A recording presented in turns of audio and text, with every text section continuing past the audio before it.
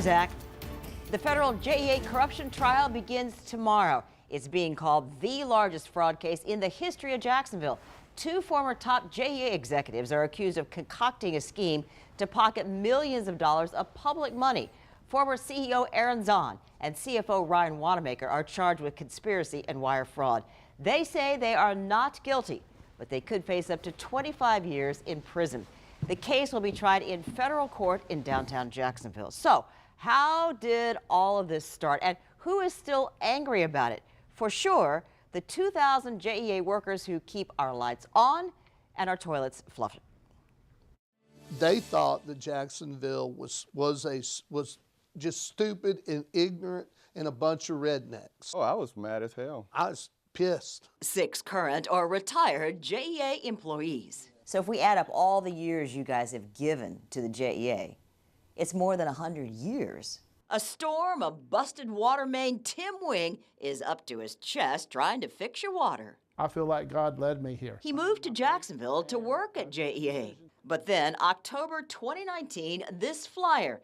It shows up in everybody's JEA bill, including City Councilman Matt Carlucci's bill. And I said, I can't believe this. This is so ridiculous. It is so wrong. It says the JEA is facing, quote, a death spiral. We must avoid going over the financial cliff. The federal indictment says Zahn and Wanamaker committed conspiracy, trying to convince the JEA board this so-called death spiral would cause up to 29% of JEA workers to be terminated and utility rates to go up.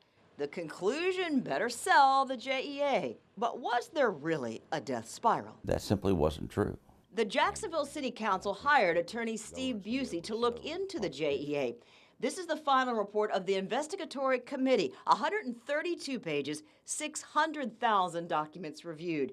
So why the doom and gloom campaign when Busey says to convince the public to support selling the JEA, owned by the people, to a private company, he says Florida Power and Light, for some $10 to $11 billion. And I said, no.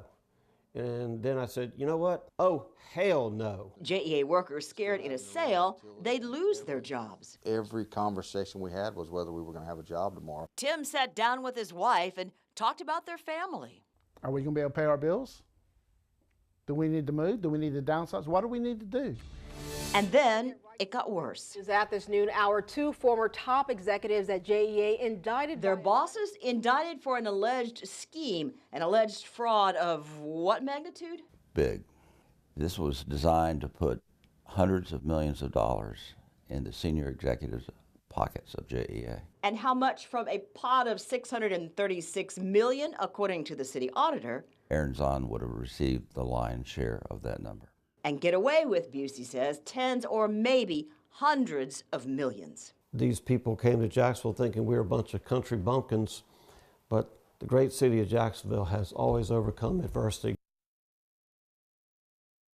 Now, tomorrow at 6, what was this alleged scheme by Zahn and Wanamaker? How was it allegedly designed to fool everybody? I'll dig into that tomorrow at 6 o'clock. And you can count on First Coast News to cover this trial from gavel to gavel. Our team of reporters will be inside the courtroom, and you can also follow along on our First Coast News app. Just look for the section titled JEA Corruption Trial.